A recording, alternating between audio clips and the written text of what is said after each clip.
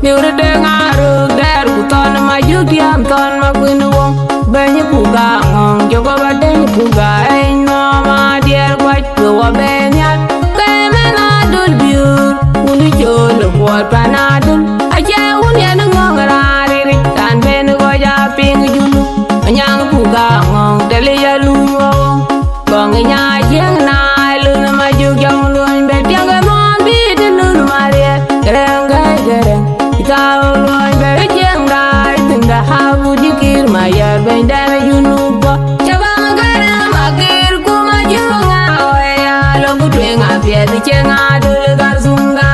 anani arune jol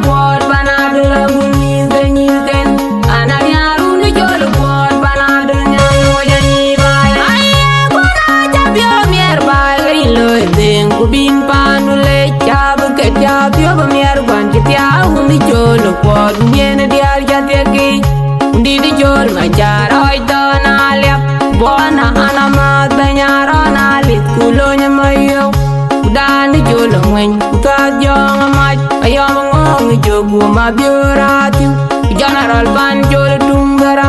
banjola ju ku banyoy to na jina ku tokir ambagada kwerenga kwi mayo ku joj bereng denga nyang berit ku makir denga na piet don piet win jaloy ko dir ku panadol ju bele we diere nyali ga be chul we uni chol chaba magare makir ku majunga we alo ku denga piet chenga dul gar zunga anan yaru ni chol pod panadol uni benyi ken